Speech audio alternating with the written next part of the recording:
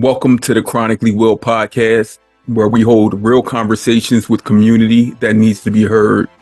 On today's episode, I have the honor of visiting with Anais.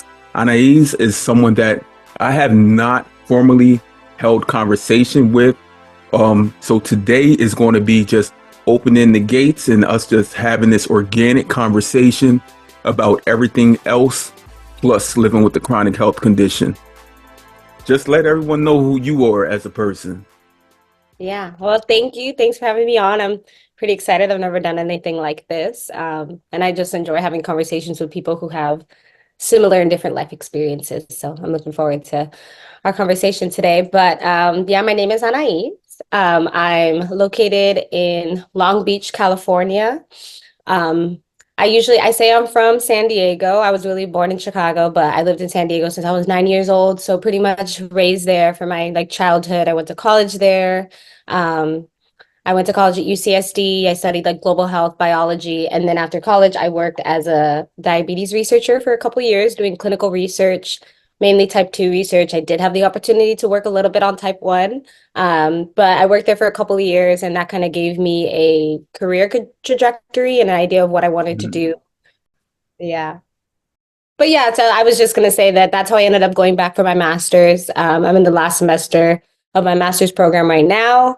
I'm actually doing an independent study that I started myself, and it's with type 1 diabetics in college. So really excited we could chat about that a little bit too. And I'm also an avid soccer player. I've played club soccer, I played travel, semi-professional. That's my go-to. That's definitely a big source of my wellness and diabetes, health, mental wellness, everything. It's a huge part of my life. I've played for almost 20 years now. So soccer is a big part of my life.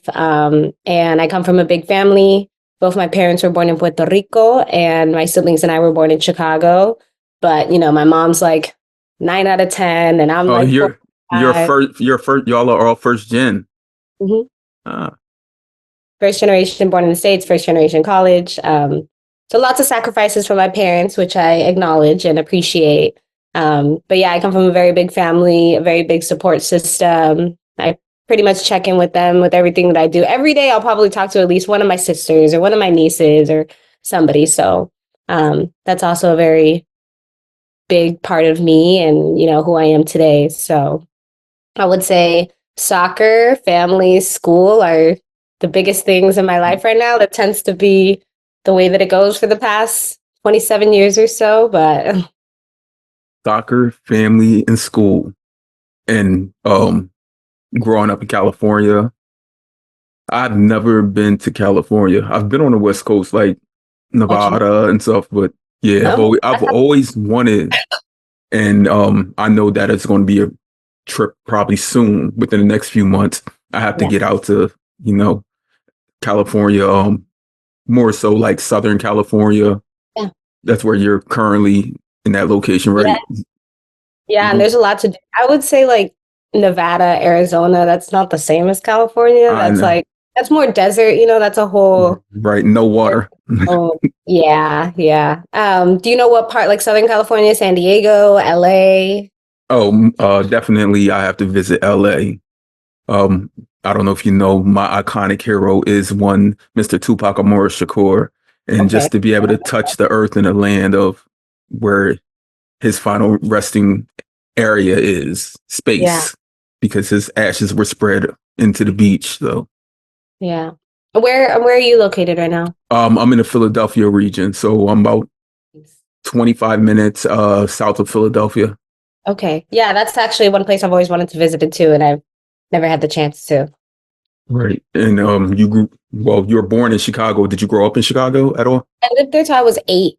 Until you And were then pretty much all of my extended family is still out there. My sister is still out there. So I go at least maybe twice a year. I was just there in February. I try to go at least twice a year. And then my other sister is in Texas. So I go over there pretty often as well. all right. What part of Texas? Have we had She, this conversation? we may have on Instagram. She's in San Antonio. Wait, Okay. wait, wait. Do you have family from Abilene? There it is. There it is. There Look, I'm it is. like, did we have this conversation? Yes, Yeah, Abilene. yes, Yeah, yeah, that because is, we're talking about how Abilene is a whole nother place. Like, yeah, that is because of my boyfriend. He was stationed in Abilene. He's here in California now, but that's why I was in Abilene, because what I mean. right. What service is he in? He was in the Air Force. Okay. Yeah, I have a cousin who was in the Marines, but he actually, so he grew up in Abilene, Wow. because his mom ended up following her sister who was in the military to Abilene. Her big sister and him and his siblings all grew up in Abilene. And then when he went into the Marines, he went to California, and now he's back in this area. And yeah, So where he went to California, he probably went to Miramar Base, which is around the corner from where I grew up. Like I okay. grew up around the corner from Miramar Base. San Diego's a military town. Marines, Navy. There's a bunch of different branches that have bases in San Diego. So I mean, damn near everybody you meet has some type of connection to the military over there for sure. And then my sister was also in the Air Force, and then my other brother-in-law, Air Force, other brother-in-law, Navy. So we have quite a few military. Look, you're a Yeah. military brat without being a military brat.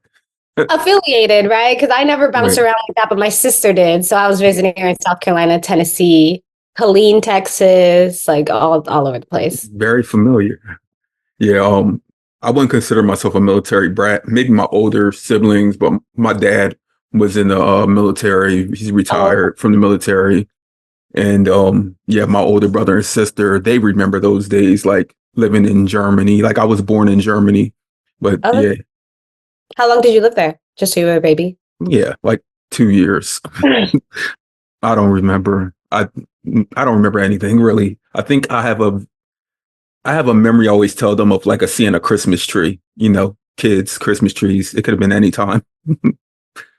But yeah, my So you don't brother speak is. any German, like secretly, not even in your sleep. Um, I know some words because I Oh, had an actual best friend who I grew up with. Matter of fact, his birthday is today, Maurice's birthday, March 19th.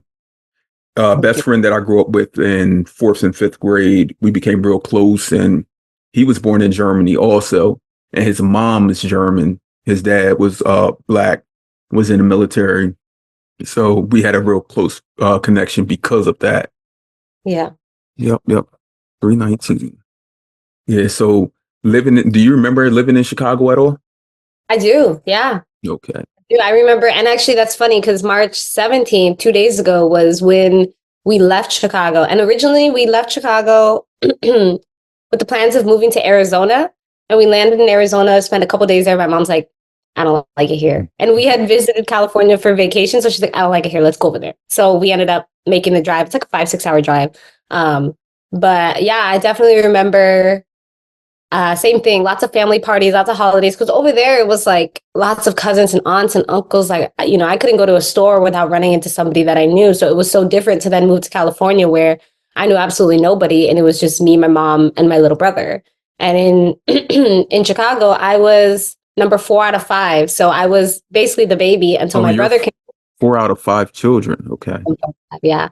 And then my younger brother came along and we left Chicago when he was 2. So then I moved over here and then now I'm the oldest in the household. So I have this weird like experience of being the baby for a while and being the oldest, but I'm Mm. really number 4.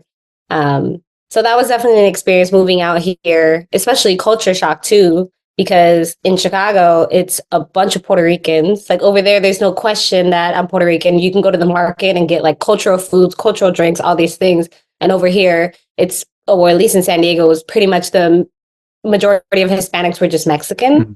So then that was a weird, now all of a sudden people were being like, are you half black, half white? Are you half black, half Mexican? And I'll be like, no, I'm Puerto Rican. They're like, oh, you're half black, half Puerto Rican. Because like in their eyes, they don't have a like Right. conception of what all Puerto Ricans look like, all shades of brown, all different types of hair pattern, Mm.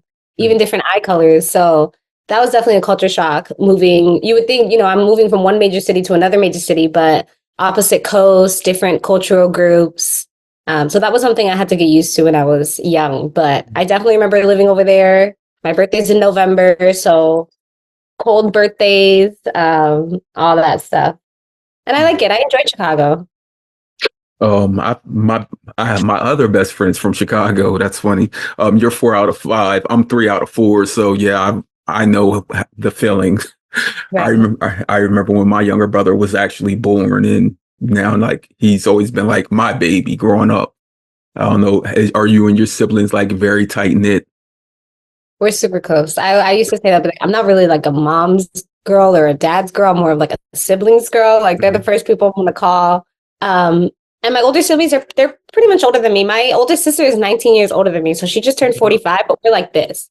We are thick and thin. Like it could be drama, tea, whatever it is. I'm gonna call her real quick. So we're like this. My second sister is 15 years older than me, so she actually her birthday is in 4 days, and she'll be 43. Happy Um, early birthday!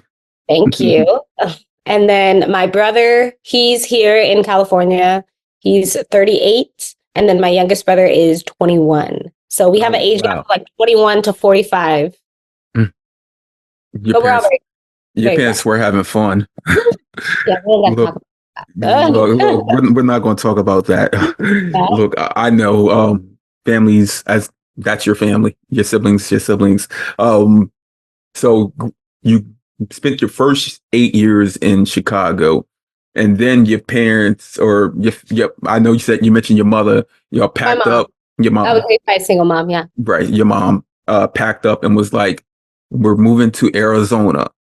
Now, while you were telling that story, in my head, I'm like, y'all y'all touched down in Arizona, and then she was like, "We're going to California." So I'm like, was there no Where was the game plan, right? yeah, yeah. I'm like, did y'all have any like residence secure, or like was it family No, and friends? That's what I was thinking. no, actually, that's a very interesting question that you asked Yeah, that I didn't actually learn about until I was much older because I'm 8 years old, so I don't really know what's going right. on.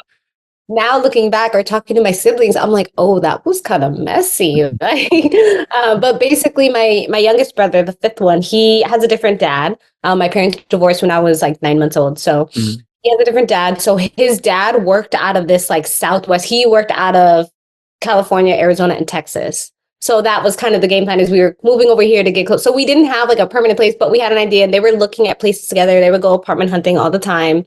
But for a while we were like in a hotel, like a extended stay type of hotel. And I Oh, remember mom didn't have a job yet. So it all we would just sounds go to it all sounds like fun to me. Like seriously, as a when child. you're 7, when you're 8, yeah. I mean, I'm Yeah. just staying in this hotel. There's a pool. I go swimming every day because I live in California now. Um, but yeah, now looking back, I don't even remember how long that was. Not too long, maybe a couple of weeks, and then found an apartment, and then my mom found a job and got us in school, and then the ball started rolling. We lived in that neighborhood for the next like 10 years or so. Right. She did everything she had to do to just to make sure that her children were well. And I'm pretty sure like your mom is probably like, I mean, I know how I feel about my mom. Yeah, And no matter what anyone else has or ever said about my mom is my heart, like second to none. Like seriously. My mom and my siblings, like for real. Like yeah, and that's your mom just she did what she had to do, and look at y'all all now. Y'all definitely. aren't all, and you're all over the states. So that shows that because of your upbringing and things that your mom taught you at home, like you're not afraid to leave home. We know that in today's day and age, like many people are afraid to leave home. Even more people don't even know like the opportunities that exist, as I say, beyond their doorstep. They go to their door and they see a clear view of everything that's out there, whether it's the corner store, the liquor store, the rec center, the schools, the church, whatever's there. So you're able to, by 8 years old, you've been to Chicago, you've been to Arizona, you've been to California. So I'm pretty sure your siblings had even traveled more. So by that time, like you were ready and prepared to travel and venture out and not let anything cement you to where you wouldn't be able to move about freely. Yeah, I definitely make the joke where I tell my mom, I'm like, you're lucky that I was good at making friends. And like, moving to a whole state a couple of different times wasn't too bad. But yeah, definitely. And her whole thing when we moved to California was like, I'm not going to live in the ghetto again. I'm not going to do that. Like, I didn't move to California to live in a bad neighborhood. So I grew up living, just a 1 bedroom apartment, me, my mom, and my brother, but in a good neighborhood, in a walkable neighborhood, in a safe neighborhood where we could cross the street and go play sports, go play soccer. So, Very, that's why I say I recognize the sacrifices, especially now as an adult, and I'm, making decisions, and I have to counterweigh, well, how would I make the decision if I was in my mom's position and I had 3 kids at this age? So Right. Mm. she's definitely a hard worker. She's a go getter, and that's also definitely instilled in me. And I would say part of the reason that I took advantage of so many opportunities is because you do want a better life for yourself, and you do want to move forward. And knowing the opportunities that my mom didn't have, she had to drop out of school when she was 17 years old to have my oldest sister. So for me to be able to go to a great charter school, I had to take 2 buses to get to school. I wore uniforms. I got a full scholarship, like to my undergrad college. Like, I worked, I don't know if I can cuss on this podcast, but I worked my butt off, basically, Well, not to make, myself proud, to make my mom proud, and just better my circumstances, give myself some more opportunities. well, yes. Thank you, Mom. Yeah. A big part of the American dream is to see your children do better or be more well off than you were. And Definitely. Yeah. definitely you're living the American dream. Whatever that is today, you're living a big part of it, because we know that there's no like for people on the outside looking in towards these United States, they're like, what is going on there? Like, Oh, yeah. yeah, so I mean, you have to be here to know it. And that's your mom. You say your mom dropped out at 17. My mom equally dropped out at 17 to have my older brother, and my older brother he'll be 47 in November. Hmm. So, around the My sister same will be time. 46 in October. So Yeah, they yeah. sound like they're probably around the same age. Right, right, right. So, I mean, like, I truly understand that. And I know that my mom's been a hard worker forever. I was just having a conversation with my younger brother about that, like how she's never ever just like sat like and not done anything. Yeah. Yeah, Yeah. so I that would say we're very blessed now. She didn't retire, but when she moved from San Diego up to like the Long Beach area, it was basically because of my older brother. My older brother, I mean, talk about hard worker, go getter. He owns his own company now. And so my mom stopped. Basically, he was like, once my little brother graduates high school, there's really nothing tying you to San Diego anymore. Anais is grown. She lives on her own. She has a job. Like, just come up here. I'll get you a spot up here and I'll take care of you guys. And so, very blessed that she has a little bit more of a lax. She says, though, now working for him, she works more than she did before. Before it was a regular 8 to 4, 8 to 4:30. And now it'll be dinner time and he'll be like, hey, can you help me with this? Or can you send this? So, very blessed that she has a little bit more of a relaxed lifestyle now. But all her kids are grown and they're doing great, and she did her job, so she deserves to relax. right, your brother semi-retired your mother. Basically. That's great. That's amazing.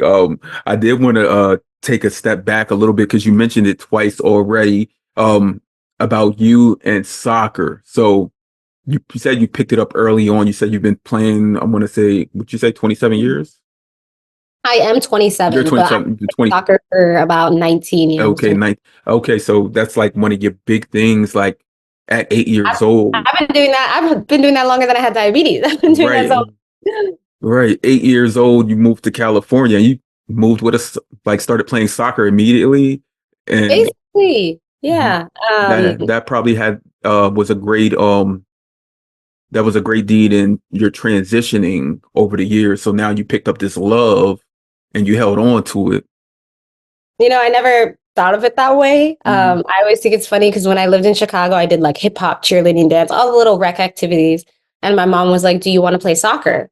And I was like, "Soccer's for boys." Like I didn't know anybody who played soccer in Chicago or any girls. It's cold, so it's not like a year Mhm. round sport.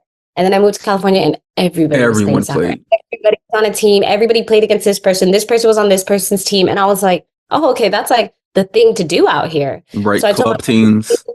can you put me in soccer? I started just rec, just AYSO, just basic. I was like, can you put me in soccer? I really want to play soccer. And I remember my first practice, everybody's going around and they're like, my name's Brittany and it's my third year playing soccer. And my name's Melissa and and I'm like, my name's Anais and this is my first time playing soccer. And my first game, I scored a goal, my first game, and I never looked back. The only time I've ever taken off is I tore my ACL when I was a senior in high school and I had reconstructive surgery on my left knee. So I had to take almost a year off. So going into college, at first I was kind of like on the idea that I wanted to get recruited and I wanted to play at a university. But then that happened and, I had really good grades. So I kind of had to tell my mom, like, I'm going to go to a school that I want to go to school. And if I get to play soccer there, then that's cool. But I'm not going to go to a random, and I had a lot of girls, friends do that. They went to these random schools all over the country because they got offers for soccer. And some of them came back like a year or two later because it's hard. That's a lot of changes all at once. So at 8 years old, when you got on that soccer field and you and Melissa and whoever else you mentioned well, were saying, I'm so and so and I've been playing for 3 years, and you're like, I'm Anais, since this is my first time playing soccer. That was the last time you really had to do that formal introduction on who you are, because as In you the said, soccer world. right, as you said, you scored a goal on that day, and that day moving forward, I'm pretty sure they were like, we know her now. Yeah. That was a huge attention getter, letting them know this is me. Look at me now. But I would say every time you try out for a new team, you, in a way, introduce yourself. No, I mean, not really like by name or like formality, but when you start to play, depending on what jerseys you're wearing, your old team, people kind of start to put two and two together. I mean, that's what it all is, like teams notoriety. So you see a girl wearing a certain shirt and you're like, oh, she's probably good. And then you start playing, and I guess maybe not more of a formal introduction, but from then on moving forward, it's more like your game will speak for you and for yourself. I remember when my oldest niece, my brother's daughter, so my brother's 46. He had her when he was, I think, 16 or 17, so she's 29 now. Oh. Yes, yes. And I mean, he had her. He finished school, went to college, everything. But when she was in middle school and high school, me and my younger brother would go to all of her soccer games. Like, she was like a beast out there, running up and down, knocking everybody down. Yeah, yeah. And she was like the only girl of color that was out there at that, like, during that time, and everyone's rooting for her, cheering for her. And she actually did get a soccer scholarship to a school in Pennsylvania area, but she actually turned down that scholarship, and she had another scholarship for Spanish. So That's yes, awesome. yeah, she Yeah. used that I mean, scholarship. I 100% support that decision. Like I said, that was me too. Like I love soccer. This is my bread and butter, but I was like, I'm not going to be a professional soccer player. Let's be honest. But I am really smart and I'm really interested in this, and so I'm going to pursue this path. And at the same time, continue to do what I love and what fulfills me, which is soccer, and just do it in a different capacity. So, I mean, that's awesome for her, especially at such a young age to kind of make that big decision. When you put so much time into something like soccer, you think like, this is what I'm supposed to do. But Mhm. that's great that she was able to kind of have that little like check in with herself. And Right, and it's something that you'll be able to do forever, whether you're playing it, you're teaching, coaching, instructing. Like, it's something that, I mean, you're so passionate about that no matter how much you age, no matter how your body develops over the years, like no matter what, if you have another, what did you tear, your ACL? I tore my ACL in my left knee and I had a partial tear in my right knee that just required rehab, no surgery. Okay, yeah, and you're back at it. Those rubber bands Yeah, just I've had a healed and few snapped back together. opportunities to hang up the cleats, and I'm like, no, I'm not Not at ready. all. Not at all. Why would you do that? I played basketball my entire life. I've Mhm. had so many injuries. My brother used to call me Mr. Glass until I found out that I had like a genetic like disorder, like with my bones and everything. Did he stop making those jokes after that? He doesn't care. Look, look. I mean, That's what yeah, siblings are for. They're there to yeah. toughen up each other. You know how they are. But yeah, I remember all those breaks. Some good breaks, some bad breaks. But I mean, I remember in eighth grade having to take a whole year off of playing basketball, and like it broke my heart. Like, it really broke my heart. But Yeah, later on, even 15 years later, I was still playing in like pickup leagues, pro-am leagues, yep. things like that.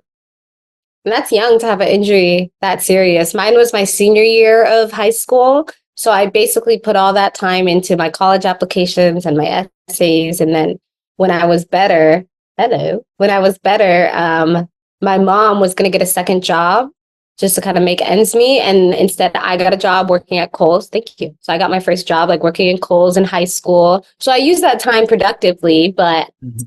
I was a little bit older that I had stuff going on. Eighth grade is definitely hard, especially to be that young and to be able to have that forethought, like, oh, I can just use this time productively, or, Mhm. everybody needs a break once in a while. Yeah, middle school in general is tough and hard. It's not as hard for us young men as it is for you young ladies, especially in seventh grade. Seventh grade Okay. is a Part of the reason whole it's so hard for the young ladies is because of the young men. Yeah, seventh grade is a whole nother monster. I'm going to tell you this because my daughter is 13 in the seventh grade, and I cannot compare my seventh grade experience to hers, even though she goes to an all-girl private school. Okay. like, like it's just different. But I understand how the pace of things have changed over the years, and also the access to things. So you see everyone even beyond in front of you. You see them on social media. You see them like everywhere, like nonstop. The repetition like Yeah. continues. That's different than what we grew up with. I just grew up with maybe some text messages after school if you had a phone that could text. Right. Is Yeah. you said you have a 13-year-old daughter. Is that your only kid? Do you have Oh no, I have three children, 15, wow, 13, and 10. 15, 13, and 10. Nice. All Yep. boys, girls. Oh well, no, obviously all boys because you Look, just boy, girl, boy. boy, girl, boy. And that's it. You're done? That's it. That's me and my wife are like no more. Yeah. We haven't even Yeah. thought. We haven't even thought about that. like, So yeah, three would be three, two, maybe three max. But mhm. that's awesome. Right. So in a few years, I'll talk to you about that. Look, Probably. yeah, Yeah. I yeah. don't think I mentioned this, but I'm interviewing for PhD programs right now. So Mhm, in the fall, I'll be starting my PhD. I haven't decided what school. There's a school here near me that I got into, and then also a school down in San Diego that I'm still in the final process with. So I'll start that. But all that to say is that kids are at least like 5 years in my plan away. mhm. Yeah. There's nothing wrong to handle your business. Like seriously, um, kids are a blessing. They're amazing, and they're expensive at the same time. But I wouldn't take back like having my children when we decide to have children against anything like be able to see them all in their different stages of growth and development just is amazing because of when you reflect on your own upbringing and your own life, and then you're able to see your child not only in the mirrored image of yourself, but also doing things like even beyond your own like measure. Like why it's more than amazing. Give me 1 second. I'm sorry. It's good. I can edit it all out. Okay, no, sorry. I thought my boyfriend was feeding the dogs, and I already did, but they will eat it twice. Mm. Look, my dog, he's like, I'm not eating twice unless you give me something that you like, something that I could smell that you're eating. I'm like, boy, you better go ahead. Do you just have King? That's his name, right? King? Yeah, King, my daughter has a parakeet named Kiko. My youngest son has a turtle named Tiny Turtle. And my oldest son is like, I don't want none of these pets. I'm trying to take care of myself. I'm 15 and and they've had these pets for years. Like King, I've had since 2019 when we purchased our home, our new home. My wife was like, she had already told me like we're going to get you because we have been looking into service dogs or whatnot, and we knew exactly what kind we wanted, Yeah. like a black lab or lab mix. And I remember one day there was this big event that's held locally for for rescued animals, and we went there, and my oldest son picked out King, and we are like already had everything set up to get him trained to be a service dog. Oh, I see. Okay. Yeah, and my oldest son, I told him, I said, you can pick out which pup you want, and he was I think 9 or 10 weeks at the time. He was Oh, tiny. wow. Yep. Oh, wow. Yeah, I got Brooke through through a service dog like organization. So I got her when she was 2.5. and fully trained everything. I actually had to go to the training center for 2 weeks so they could basically train me on how Mhm. to handle a service dog and all the rules and just everything that comes with taking care of her. So here she is working away again. Are you highly competitive? Yes. Simple answer. Yes. Yes. Yeah, I think that's definitely channeled into sports, but I would even say like growing up, like Uno card games and things Mhm. like that, like with especially having older siblings. Um, yeah, I would say healthy competition, but yeah. It reminded me a lot of my younger brother. Yeah, I can tell that you are competitive, like even beyond soccer. One of the first few things you mentioned were that you finished up your master, or you're finishing up your master's program. And then you just recently talked about your PhD program that you've applied for. And I know that those things are highly competitive. Because someday I do want to complete a PhD program. Um, I've been formulating it in my head for some time, like in global health. 'Cause, Nice. yeah. So yeah, you have to be competitive. It's a dog eat dog world out there. But at the It's same, yeah. yeah, I know. I'm saying it's a dog eat dog world out there, but at the same time, we know that the majority of the work that we do, or for the benefits of society in general as a whole. Yeah. I would say it is competitive, but it's also kind of competitive with yourself because when you're applying, you can't see who your competition, quote unquote, is or who, else is Mhm. applying. It's a very like put yourself out there and you're basically putting yourself out there to be judged, right? Like look at my grades, look at my accomplishments, look at my essays, my letters of recommendation, and all these things on paper. Mhm. And then hopefully if you make it past their initial screening, then you have the chance to have an interview and you have a little bit more of an opportunity to talk about yourself, give it a little bit more personality to your application. But it's hard, especially when I was waiting. It's a little bit easier now that I've gotten a few decisions back. But during that like couple month period where you're just kind of in limbo, it's nerve wracking, it's anxiety inducing. There's lots of like blog pages like Grad Cafe and Reddit that people post on. So you're seeing other people post like, oh, I got an interview here, I got in here. And if you haven't heard anything yet, then you're kind of like, well, I have an eye. So it's a difficult process, definitely. And it's very emotionally taxing. But Even when just you that. I haven't even started the program yet. but when you do get that call or that letter or that email and it gives you and it tells you of your acceptance, it's all fulfilling, correct? Yeah, I got my first acceptance last week. And there was like a prospective student kind of event thing going on Friday. So they kind of basically reached out to me and they're like, look, we haven't finished your letter yet and your financial package, but we do want you to attend this event because you have been admitted. So I'm like, okay, cool. But it was a surreal event. It was for all grad degrees, so it was like master students and PhD students at this school, and it's in public health, so all like the public health degrees. So and that was also cool too to meet other people who have been going through the similar process and hear them say, "Oh, I got in here knowing I got rejected there," or "Oh, this school never contacted me," and knowing I just had an interview there last week. So it's very interesting to just see different people's journeys and hear a little bit about that and I think it kind of makes you feel better because it can be a very isolating process. It's the amount of people that I know that have type 1 diabetes like ourselves. Is this my first time mentioning type 1 diabetes? And we've been talking for like, Wait, you're diabetic? I'm just look, kidding. that's funny because I did that with somebody a couple weeks ago. I was like, wait, you're diabetic? And they were Yeah. like, because I told them, I said, this conversation is so organic. It's just letting the people know who you are as a person. Like, seriously, we're more than just people with diabetes, even though diabetes is a great portion of who we are. Like, we can't go a day without being diabetic, even though we would like to. Yeah, when I used to work in diabetes research, one of the doctors was like, having type 1 diabetes is like you're always driving a car. Like, no matter what is going on, you're still locked into, you know what I mean? You're doing something to be like, I wonder what my blood sugar is, or, do I need to have a snack soon? So it's always on the back, the front, the side, all over our mind. Right. Right. And for people to say that it's not, then I'm gonna mute this out, then you bullshitting me. Like for real. And Like you don't know. And you don't know. seriously.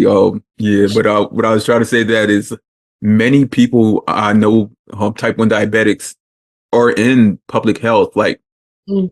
Like so many people I've spoken to or I've even met in person, I did not know until I met them. Like, oh, you have an MPH also? And they're like, yeah, that's what I do, diabetes research. Like I have people in friends in Philly who work for Jefferson Hospital Research Center, and that's what they're doing, diabetes research. Yeah, yeah, yeah. That's I'm my master's is my MPH. Mhm, Um, but most of the research, I mean, maybe they're doing type 1 research, which is really cool. With my job, when I worked at a diabetes research clinic, it was pretty much just type 2. It's in San Diego, so I was working like in the San Diego Tijuana like border region. So a mhm, lot of Latinos. I was doing a lot of diabetes education, like in Spanish and in English. But I didn't have a lot of opportunity to work with type 1, but I always wanted to. So going into my master's, even my first paper, I was like, I want to write it about type 1 diabetes. And my professor was like, well, that may be a little bit difficult because, that may be looking more on genetic research and things, blah, blah, blah. So I ended up doing what did I do? Hypertension and cardiovascular disease instead. mhm. So I've done a lot of that. I've done a lot of like hypertension, cardiovascular disease, diabetes research in the past 2 years for my master's. And then right now for my last semester, you essentially get to run a project all on your own, working with an advisor. So my project is all about type 1 diabetes. And essentially, I'm interviewing students from my university and another university in Long Beach. They're like 25, 30 minutes away. Interviewing students with type 1 diabetes and basically asking them about some of the difficulties that they face just managing a chronic illness, being a college student. And, you know, college in general for anybody is hard, but it's hard for somebody who's experiencing or dealing with a chronic illness and day in and day out. And I know that my first 2 years of college, by the end of those 2 years, I was burnt out. I had diabetes burnout, my mental health, my physical health, my grades, just bad, bad, bad, bad, bad. I had to take a year off from my first university just to kind of get my life back together, get refocused, get my health back on track. And then I went back and I finished. But I mean, that experience for me was rocking, and I had never experienced anything like that. I was diagnosed with diabetes when I was 15. So pretty much 2 years before I started college. So I thought I had a good, routine going, and I thought I had done, and all of a sudden I'm in college. I'm up late. I'm dealing with my own meals. Nobody's there to kind of in the back of my head be Mhm. like, "Oh, did you check your blood sugar? Did you do this?" And yeah, Right. it was You difficult. were you Fun. were your first in your own independent study even before going into the I was T1D my own independent guinea pig. study. Yeah. Right. So this study is basically thinking of who I was 6 years ago, 7 years ago, who I was Mhm. and where I was in college and how difficult it was for me. And I had nobody around me to talk about it with. Or maybe I did, but I was never used to asking for help and being vulnerable. So I didn't know. But it's still different. And now at one of the colleges that I'm interviewing, there's an entire student run organization for students who have type 1 diabetes. It's led by a faculty member who has type 1, like everybody in that. And it's so different. And that's one of the things that I'm interested in is like, how does this social support network and having people around you that you can have these common experiences, common struggles with, how does that improve your wellness? How does that apply to making you still Mm. successful as a student and in life? Right. Because we know, I mean, even if you're not regularly conversating with the other students, just that lived experience and being around them and just being able to see how other people and or how the diabetes relates to them and their day-to-day actions. Because like my dad, he's going through he has chronic kidney disease and he goes through dialysis 3 times a week. And just hear him like speak about it and the people that he's able to interact with daily, like I know how much that motivates him and they motivate each other to Yeah. just better, like just be better humans in general, even before we think of being better in their management of our care. Yeah.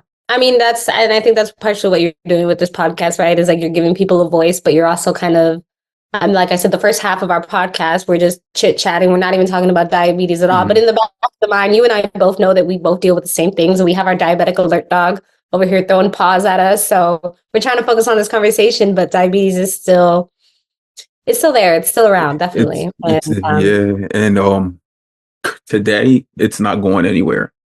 In the future, we'll see. Like, Wait. yes, the Sorry, I keep like clearing my throat, coughing a little. A couple weeks ago, I had bronchitis. And how are you I today? You're don't know good. if you saw my post. Oh, I'm much better. I just have like a little bit of, like a lingering cough, but I don't know if you saw my post when I was going through that, but I had never experienced taking steroids. So taking steroids and then having diabetes and trying to manage my blood sugar while I feel like death, that was a new experience for me after having diabetes for over a decade. So there's always new experiences. Right. And people on the outside looking in, they would not know that at all. They don't know about the different variables that do exist when managing or living with the chronic health conditions such as type 1 diabetes. I mean, there's like any little thing you can pull from a web is attacking you. Like there's no just chill moment when they're like, well, you're tired, just go to sleep. What's my blood I'm sugar gonna at? What's my blood die. sugar? How much insulin do I have on board? When did I last eat that protein? Like Yeah, yeah. just the sometimes even just the adrenaline that rises from the continuity of checking your blood sugar. That stress as well can be a variable in your day-to-day management. And people are like, how do you do that? I'm like, magic. I have no choice. Or when people are like, I Right. can never give myself shots every day. It's like if you wanted to live, you would get over You will it. have to. You will have to. Yeah. There's no option. Yeah. Like literally, this is I've spoken about this a few times on this podcast. That diabetes, type 1 diabetes in general, this is what I have to speak on because this is what my lip condition Right. is non-stop. It's not like when people say, okay, I've been working this job all day, all night. I'm always getting money non-stop, non-stop. I'm getting money non-stop. I'm doing this non-stop. And I'm like, no, you're not. I'm like, you may be doing those things in your head 24/7, like, but this is literally non-stop. There is no, I mean, No. yeah, there's even with the technological advances that we have today, there's still things that we have to navigate through. Make sure that my phone battery isn't too low. Make Yeah. sure that my PDM or controller or whatever battery is charged and that it's in range and like different things. Yep. Nah, me too. I knew Mm, you said PDM. yeah. Like even like going to concerts. Have you ever gone to a concert or a sporting event and you're like, just lost service? Mm. Like, Or yeah, especially, well, because I'm a girl, they'll be like, "Oh, the bag policy." I'm like, "The bag policy does not apply to me." Or like, does not "No, exist. no external food or drink that doesn't apply to me." Look, I've been to see everyone from Beyonce to whoever, and I've told them as I walked in, like medical bag. And you like usually they're just like, go ahead. I'm like, that fast? That's that easy? Yeah, yeah. There are things that I definitely there was a time period like before COVID that I was going to a lot of music festivals. Not like EDM festivals, but like Rolling Loud, Day in Vegas, like more hip hop R&B festivals. And that was also a new experience that I had to learn. All right, what is it going to be like? I'm going to be on my feet for the next 10 hours, walking around. So that's also an experience. It got to the point where I had low blood sugar snacks for myself. My friends had them because there would be times by the end of the day where, I mean, that's at least everybody's different, right? But for me, if I'm playing soccer, in the moment I'll go high, but that night I'm low. I'm low, low. If I have a game, if I have a tournament at night, my just body is so exhausted. And that's something that I've learned about myself over time. But even if you've had diabetes for a long time, life changes. And so you're always going to be coming across new situations where now it's okay, I have to figure out how to manage my diabetes in this new space, whether it's a work, school, whether it's going to your own kids' basketball games, soccer games, you know what I mean? You're going to be out in the heat for sometimes. You have to plan for that. So you have to plan. I can't even imagine your level. Not only do you have to plan for your kid, you have to plan for your service dog and you. Look, you just said something, and I had to circle it. Going to your own kids' basketball game. So last year, my daughter was playing middle school basketball, and I did not know until I stepped into the what they consider like the field house, the stadium where the basketball games are going on, and just sitting there calm and poised, going in blood sugar 88. Within the first 10 minutes, I'm like, how am I going up like 180, 240? So Wow. I had to start doing like temp basals for going to her basketball game, like Yeah. extended boluses, and like it was just like I couldn't believe that. And after 20 plus years, because I'm 21 years now living with type 1, that was the first time I truly saw that. And as I tell people, no two type ones manage the same, but Yeah. I do tell people like we do for the most part go and get our quarterly lab withdrawals, blood withdrawals are and everything. So that's when I do like my fasting glucose levels and check to make sure like my basal is on point and everything, because we know that the variables that exist with living with type 1 diabetes, they change so often. And for you being a woman, um, I've seen like it's Oh, like yeah. During that it's time a of the month, it's not the same. it's a whole nother monster. The week before, the week of, the week after, like it's like how like It's you've been basically 3 weeks out of 4. You get one week yes. where yeah. Right, right.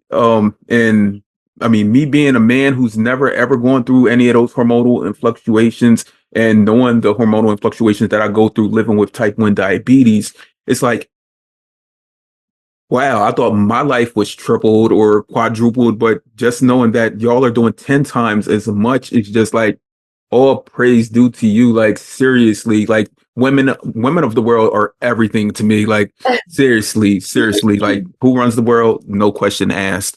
Like And I mean, even like in college, I also had to have that realization, right? That I have type 1 diabetes.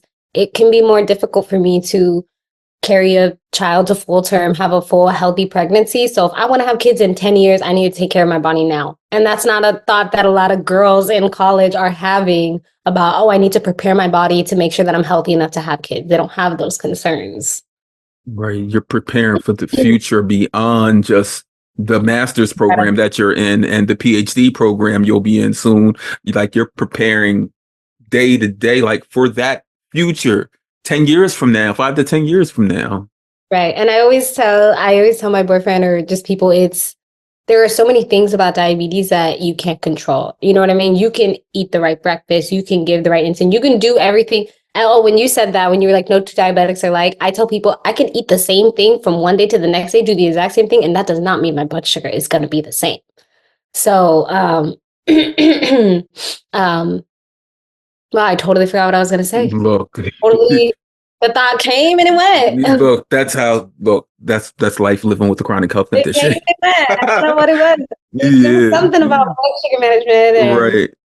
I do have a question off of that. Do people who knew of you before before the Anais today, mm, people from even like 4 or 5 years ago, before even like the current technology you use today, do they ever do you ever like feel as though people look at you in a different way now because there's so much about diabetes, so many uh, conversations about it, so I would say yes. And actually, this thought, I'm glad that you brought that up because it brings me back to something I was going to say earlier when you were talking about just starting the podcast in like, COVID times and just being out there to be that voice or that representation on social media. I kind of went through a similar thing where I was like, you know what? I kind of want to post and people know that I have diabetes. My friends know, but I don't really use any of these platforms to educate people or to connect with people about diabetes. So during that time, like basically after I finished undergrad, but before I went back and I was working for a couple of years, I was like, I'm going to put a little bit more effort into trying to post more, trying to follow people who have diabetes, trying to engage more with the online diabetic community.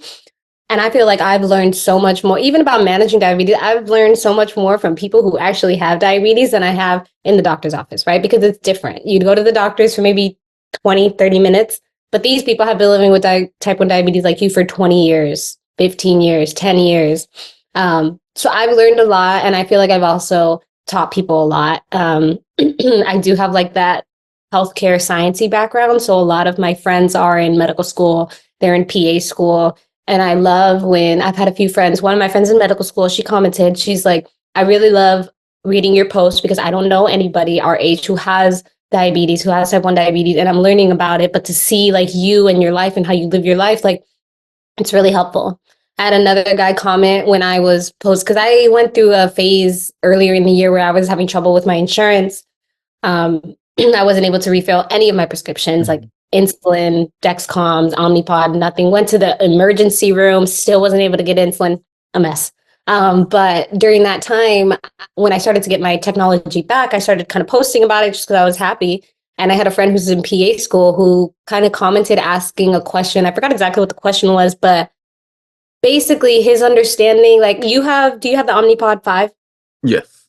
Okay, so we have the same one is closed loop, right? So I can look at my PDM and my PDM will tell me what my blood sugar is, right? But that's only because you're also wearing the Dexcom. Well, his understanding was basically like, well, why do you need the Dexcom if you have that? Because isn't it all like reading each other? And essentially, he had learned about a closed loop system, but because he's in PA school right now and we have access to all this technology, after having a conversation with him, he was like, oh, thanks for explaining it. Because the way that they told us, they kind of made it seem like everybody has this, like everybody has closed loop. I said in an ideal world, yeah, everybody has closed loop, but I'm gonna let you know that's not how it is. You'll find people who either maybe because their insurance, because of cost, or maybe people don't want that external reminder that they have type 1. They don't want to use anything, you know? And you'll have people who will just use the Dexcom, people who just use the Omnipod. Like there is an array of different ways to manage diabetes. It's not just the shiniest, newest technology that everybody has access to. I wish, but it's not that way. And I was telling him, so that's why if you have diabetes, you need to know how to do it with no technology too. You need to know how to pull from a vial and, check your blood sugar with the old school glucometer, insulin to carb ratios, correction factors, like all of that stuff, you need to know how to do. So not everybody Correct. has the technology. And so I'll say that now, I don't know if it's because it's been so long that I've had diabetes or just because I've taken that step to share more about my diabetes that I have people reach out to me or be like, hey, I had, some kidney issues and now I have pancreatitis. Can you just talk to me what it's like to live with diabetes? Or, hey, I'm applying for a job at Dexcom. Can you tell me a little bit more about the company and what it's all about? So I don't know if it's because of time. I don't know if it's because I started sharing more, but I think I have a really supportive uh, friend group and followers, and a lot of people have engaged, and I've gotten like positive feedback, I would say, from sharing about what it's like to live with diabetes. I wish I did it more. I wish I had more time. It is time consuming. It is, and you're a representative that is truly needed. Representation truly does matter. Like Yeah, when you see people that look like you that are going through it and managing life like as wholesome as possible, it gives other people just the pure like idea. Like I can too do that if I was given the education, yeah, um, the resources, the guidance to do that, and just by showing up whether it's on social media or by a phone call or whatever, just by showing up for someone else, it's going to help better them. Off air, like I work with people, mostly older people that live with diabetes, and many of them are just simply like technology. I don't even want to go into that's a whole nother thing, but just their doctors, their medical teams don't even tell them like about their correction factors. They're like, I don't even know what that is. Like correction factor, insulin sensitivity factor, insulin to carb ratio. Most of them all are using like 1 to 10, not for knowing every as you get meal. right as you get older, like things change. I was speaking to a woman yesterday, and she was like, she was she was having so much trouble, like even accessing her Dexcom app, and like I got on a Zoom call with her to show her how to do it and whatnot. And I told her, I said, it's so I'm following her now, just so I'm not even looking at her numbers or whatnot, but just so like if she wants to call me or contact me to ask like what's her blood sugar, I can tell her like that this is what it's saying, and I could tell her if it's like truly what it is, or is it because of a compression low, or to check your site, because there's no way you should have went from 120 to 300 in that 5 minute range, like things of that nature. And yeah, I commend you on just showing up seriously, because we need that. Yeah, And I definitely want to do more. And that was part, I don't know if you follow my service dog's Instagram, but that was part of that too, to be like, what's life like with a service dog really? Because it's not easy. So that was part of that. But what you just said reminded me, my sister has a friend that she's recently been talking to he's in his late 40s, almost 50, and was diagnosed with diabetes maybe 10 years ago. And because she sees me and my nephew, I have a nephew who's also type 1. Him and I are the only ones that are type 1. But because she sees us and she sees how my sister manages, my brother's diabetes, she's like, my brother, I'm sorry, my nephew, she's like, nephew. he's not the same. We'll go out to eat and he won't check his blood sugar. He won't give insulin. Like, I ask him and he says, oh, I gave it in the car. She's like, but I never seen him give insulin. I never seen him check on his stuff. He doesn't have anything. And I met him in person when I went to visit Chicago, and his doctor gave him his first Dexcom. I set up his Dexcom for him. I was like, okay, download the app, set up this. I set it up for him. I told him how everything worked. But same thing with him. He has never really gotten that one-on-one care. And I don't know if it's, because he was diagnosed in his late 30s to 40s. And so maybe now doctors see him and they're like, oh, you're 49 years old and you have type 1 diabetes, you know what you're doing. But he doesn't. He doesn't know what he's doing. And he's never gotten that care. And just the 20, 30 minutes that I was talking to him, I mean, he said he had more information then than he's ever gotten from the doctors, which is sad. I'm glad that I can do that for him, but I don't know how many other people are out there, trying to live. I don't know what it would be like to try to manage diabetes without having the information that I do. So, Right. The information that we have at hand does ease a lot of the burden that is living with a chronic health condition such as type 1 diabetes. And I mean, him being in his 30s now, we have to like take into consideration doctors, a lot of people, like I have a lot of friends who work in medicine, who are physicians, and even endocrinologists, like my two endocrinologists, my NPR and my doctor, like I have a close relationship with them. Like I hand chose them because of like I know people who know them, and I mean they're both women of color, but at the same time I remember meeting them and telling them the emotional effects, the trauma that is brought upon a diagnosis, and how we need, especially in the communities that I'm from the inner city, and knowing that the trauma that already exists there, somehow there has to be some kind of therapeutic measures in place for when people are diagnosed with a chronic health condition, because there's already so many things at play that that's why a great portion of the times things such as diabetes gets put in the background. yeah, yeah. And definitely depending on where you are and the kind of environment that you're growing up in, it's like, are you in a food desert? I mean, I think people have done a better job nowadays of trying to alleviate or ameliorate the effects of that. But it was definitely a thing where everybody would take the bus, and before there's a liquor store right by the bus stop. So they're getting their hot Cheetos, they're getting their Arizona iced teas and all these things that if you're a kid with type 1, you really shouldn't. I mean, if you're anybody, you really shouldn't be snacking on those things. And it's hard to make those adjustments. My mom was diagnosed with type 2 before I was diagnosed with type 1. So she had kind of already made that shift. I mean, we're Puerto Rican, so we eat a lot of rice. We eat a lot of like meat, beans, things like that, plátanos. So she had already started to make that change, within our own family diet. So I think that helped when I became diabetic and that shift. But when I used to work a lot with people with type 2, I would feel bad for like the woman who would tell me, like, we're giving them tips and tricks about how to eat. And they're like, but my family doesn't want to eat that. I cook for the house and my husband doesn't want to eat that just because I have to. So we don't have money to afford for 2 meals. So I have to cook what the rest of the house wants to cook. So those are things that, people don't consider or people don't think about, but they are definitely barriers to properly managing your diabetes. Right. So, yeah, I've been some of my like people that I've worked with in the past that work in public health. I'm like, we should create a one pager for clinicians that can go inside their office, that they can make sure like these steps are covered when someone is diagnosed with a chronic health condition. Yeah. Because I mean, anything, like even though some people will say, oh, they're not going to listen. They want to eat this. They want to do that. They want to eat. some people we know, like growing up as young people, our parents told us so many things. Don't do this, don't do that.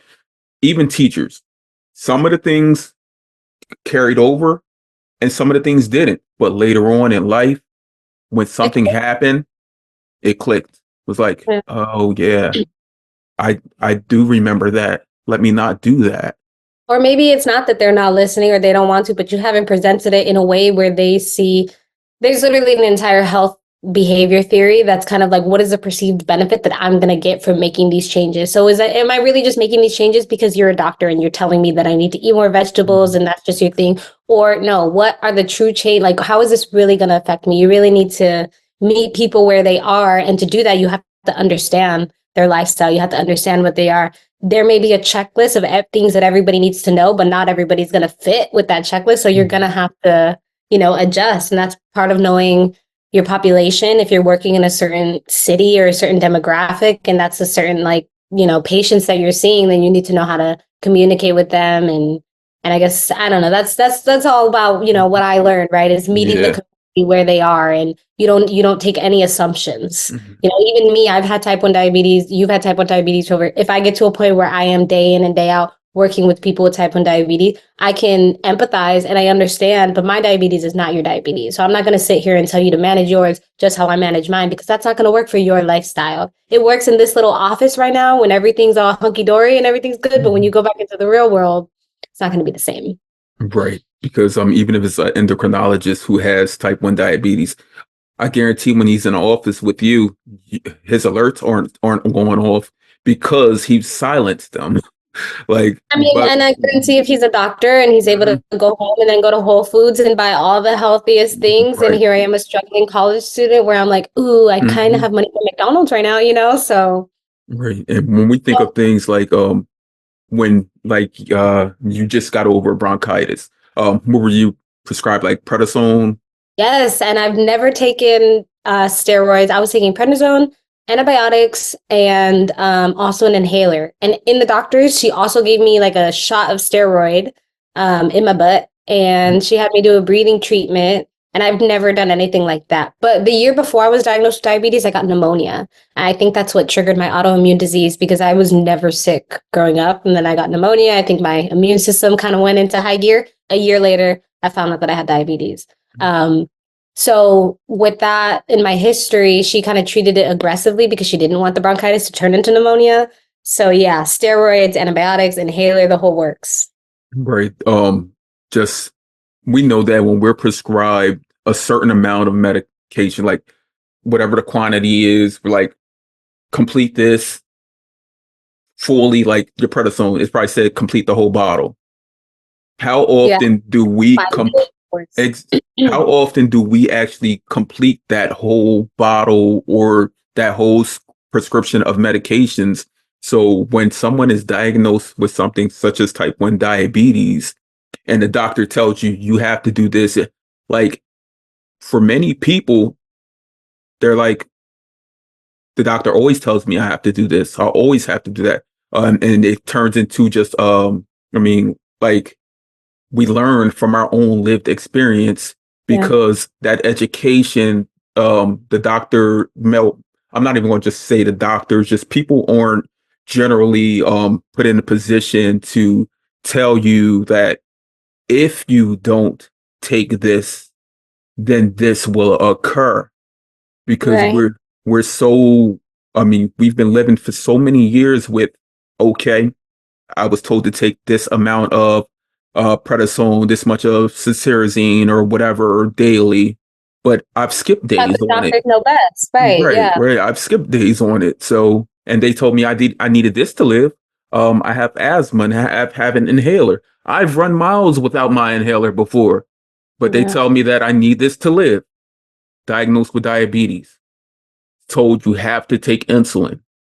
So many people have gone into rationing over the years because they do not truly they weren't truly educated in the if you do not take this is not an option.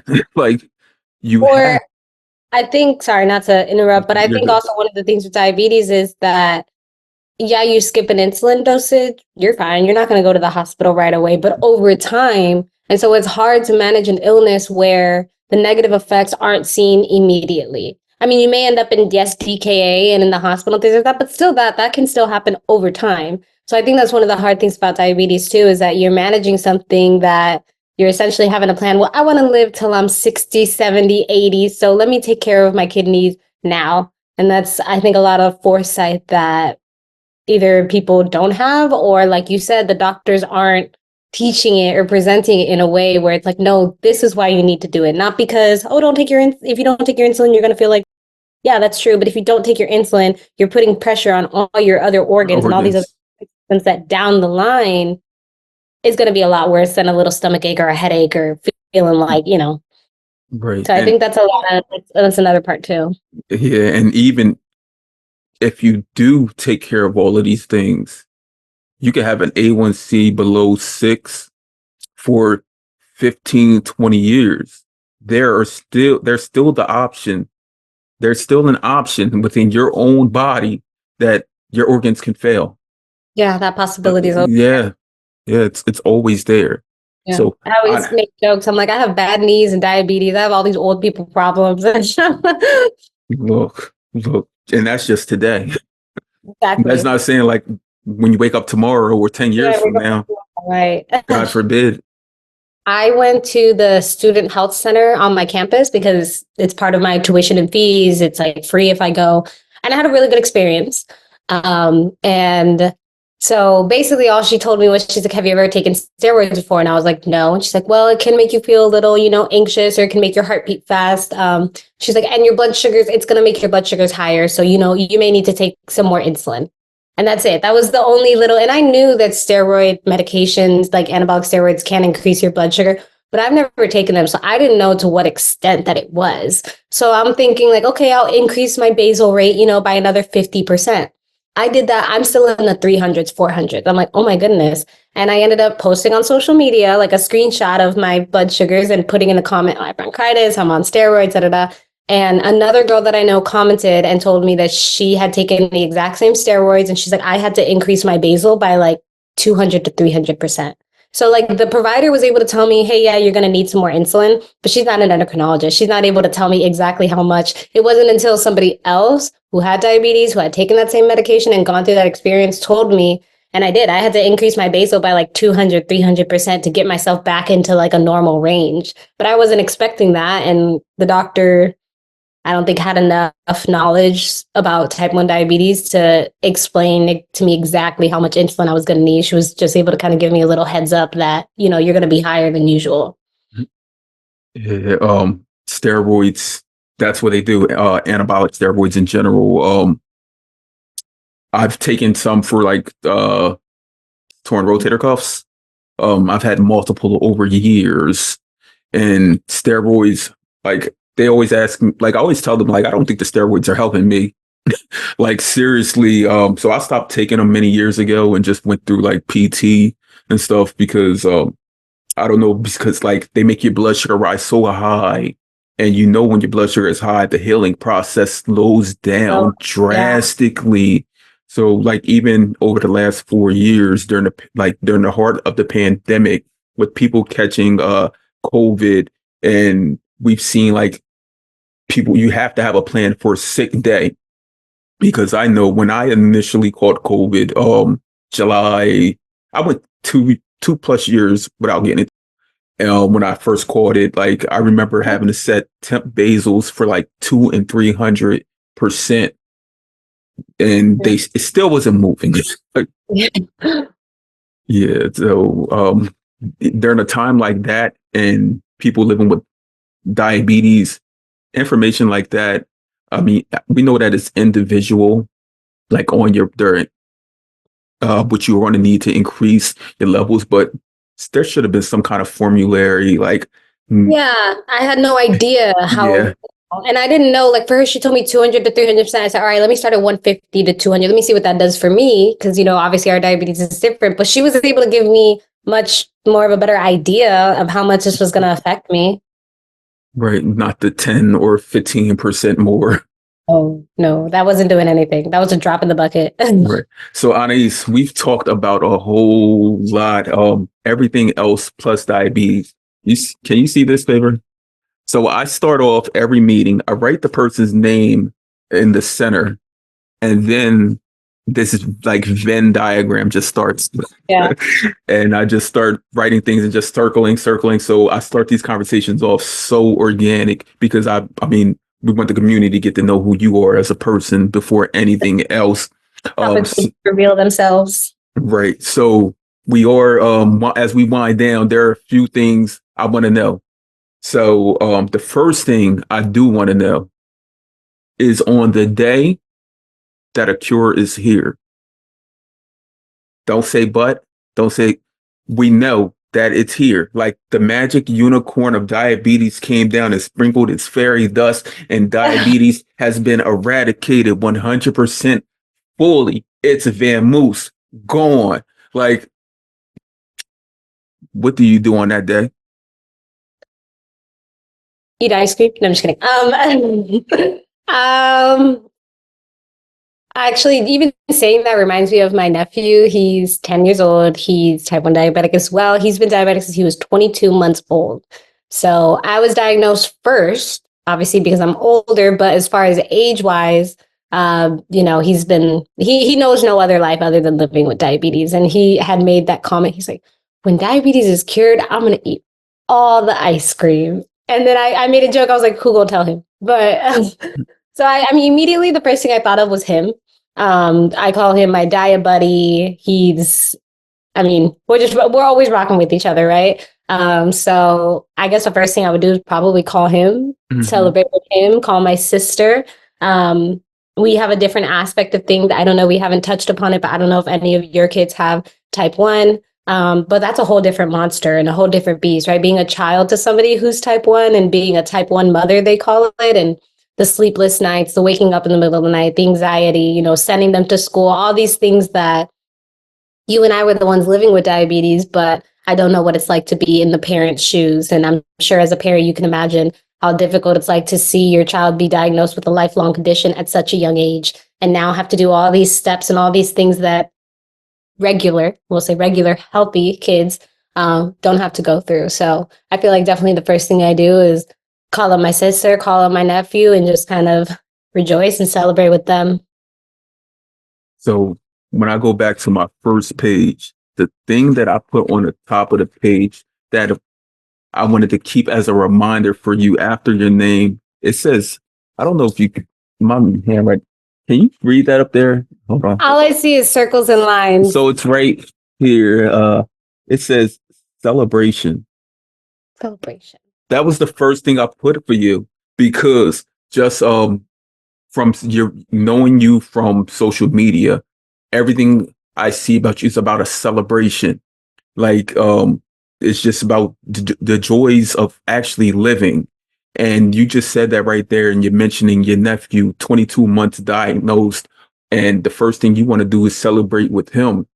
So that means everything. Like it just tells me who you are as a person, as a human, because I mean, you lived through this as you were diagnosed at 15. So you know your life before diabetes, correct? Yeah, that's Yeah. it. It's hard. It's hard. Mm-hmm. And I've told my sister that I'm like, at least he'll never have the time period. He may have a little defiant period, but I remember what it's like to eat and have things and snack and not have to worry about what my blood sugar was. And sometimes I miss it, and other times it's just, I mean, that's just my life. It's who I am. I think if I was not diagnosed with type 1 diabetes, a lot of things in my life would be different. But I have like a very tenacious personality, and I don't want to say it was meant to be, but in a way, I am who I am because of my Oh, struggles. mhm. And you are still the person you were with diabetes, just with an extra Just some extra bag. sugar on top. Yeah, like a whole like Santa sleigh full of sacks. Like serious. Like I remember my life with before diabetes as well, and being like we've already spoken about that age, like a growing young woman, 15, like you had your your friendships. You probably even had your first relationships at 15, and friendships, like even how, like going back to school, just knowing that you have this chronic health condition, even though other people, I don't know if they knew or not. Did they know, like upon you My re-entering close school? friends knew. I went to a really small school, like really small school. Like it was 6th to 12th grade, less than 1,000 students, so about 100 students per grade. So when I was gone for a week, yeah, everybody knew that I was gone for a week, and my school nurse did a really good job. They told all the teachers, so all the teachers knew. Not all the students really knew, but all the teachers knew. I didn't know this till later, but apparently sometimes my nurse would email people and be like, "Oh, her sugar was a little low today. Like keep an extra eye on her in class." I didn't know she was doing all that. But my friends knew, my close friends knew, yeah. And some of them came to visit me in the hospital. And my best friend from 6th grade, we just went to Six Flags for her birthday over the weekend. And she's like, I remember walking in and seeing you in that hospital bed. And just it's a surreal feeling. You were at school one day and then the next day you're in the hospital. She probably has a greater memory of you in a hospital bed than you even do. Like, I mean, I remember, well, she came the night that I was diagnosed. And so it was around dinner time. And when the nurse came to give me insulin, I was still, like, and I was wincing and she started crying. mhm. So I always think about that because I remember seeing her face of like watching her watch me go through it. It kind of gave me like another, for me, honestly, when I was diagnosed, I wasn't scared. I was relieved. I had felt terrible for about 2 weeks. And I was telling my mom, something is wrong, something is wrong, something's not right. And I was like, these are all symptoms of diabetes. And she's like, you don't have diabetes. I'm like, calm down. Were you like a teenager who was late night up on the internet? I think I was searching it up because I was 15 at the time. I was a sophomore in high school, but it was just a lot of little things. Like I just did not feel like myself. I was super thirsty all the time, having to pee all the time. I could no longer see the board in class. I was like this on like the bus, losing consciousness. Just something did not feel right. And then when I was playing soccer, sometimes I would have so much pain in my like stomach and my gut that I couldn't even run anymore. And so I knew something was wrong. And so I was telling my mom, and she had scheduled an appointment with my pediatrician for that Friday, like for the end of the week. Very blessed at the time. One of the moms on my soccer team was an endocrinologist. She deals with thyroid issues, but still. And so she kind of made a haphazard comment to my mom, like, oh, maybe you should check her blood sugar. So a couple of days went by and my mom checked my blood sugar after practice. Like I got out of practice, I had dinner 2 to 3 hours after she checked my blood sugar because she knows. And she wouldn't show it to me. She told me it wasn't working, but in reality, it was like above 600, cannot read, above 600. Like I broke the meter. So I was above the scale of the meter. And once she saw that, she was like, what the hell? And I went to bed. She was up all night looking up stuff. She was up Yeah. on do I take a life insurance policy out on her right now? She's looking up like, is there all this stuff? And then the next morning she had called the doctor's office. So this was Thursday morning. I was scheduled for an appointment on Friday, but they basically told her, no, you need to take her to the ER now. And she came back and she told me that she's like, change out of your uniform. And I was like, why? And she's like, because I called your doctor's office and I have to take you to the hospital. Why? She's like, because of your blood sugar. And I'm like, you told me it wasn't working. I was like, what was my blood sugar? And she was like, 600. I was like, I have diabetes. Let's go to the hospital. I have diabetes. She's like, you don't know that? And I'm like, I have diabetes. So for me, it was like kind of, I had felt like bad for so long that to me in a hospital, I'd be hooked up to fluids and hooked up to the insulin drip. Like the next morning when I woke up, the first thing I said was, I slept through the night. I didn't wake up with leg cramps. I didn't wake up to pee. I didn't wake up thirsty. Like I slept through the night. So I think being that age, being 15 and just recognizing that something was wrong and feeling so bad. I mean, my A1C was like 13 at the time that I was diagnosed. So I had been having high blood sugars for quite some time and didn't know it. So I was honestly relieved. And I don't think that the sadness or depression or shock from my diagnosis really hit me until I was in college.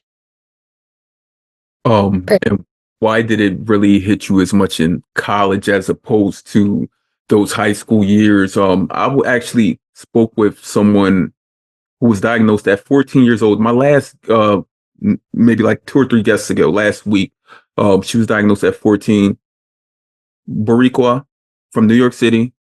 Mhm. But her big thing was when she went back to, it was 2 weeks before her ninth grade year of high Mhm. school. And when she went into school, she said everyone knew. And she said it was like, she felt so like embarrassed Oh. because like she didn't know anything about diabetes, but it was like everyone in school knew she had it, and they were like basically like all eyes on her, and she did not want that. And I feel And like diabetes is one of those illnesses that has the connotation like, I mean, how many times did you get asked, did you eat a lot of sugar when you were a kid? Were you like fat when you were a kid? And I'm like, no, that's not how this illness works. So maybe that's part of what she was experiencing, which is unfortunate. right, the stigmas that do exist. So that's on us. We're going to destigmatize it because today in media, mass media, even we see so many other people living with diabetes as opposed to even 2 or 3 years ago. Yeah. And um, I don't know if that's a big portion of like the onset of the pandemic, how different like how they basically said like diabetes was at the top of the list when it came to infectious rates and stuff when it came to the coronavirus. And now they're like, okay, so today we have to make sure that we normalize or destigmatize what it is living with the chronic health condition so that the people who are actually living with it can get the needed help and support that so they can be at their best. Yeah. Yeah. Uh, So you said your nephew was diagnosed at 22 months. Do you remember that when he was diagnosed, like, did it like, was it I like was you got sad. diabetes again? I was so sad. It wasn't like I got diabetes again because I was still in high school. So I don't think I answered your question basically when you were saying like why did the shock not hit me till Hmm. later?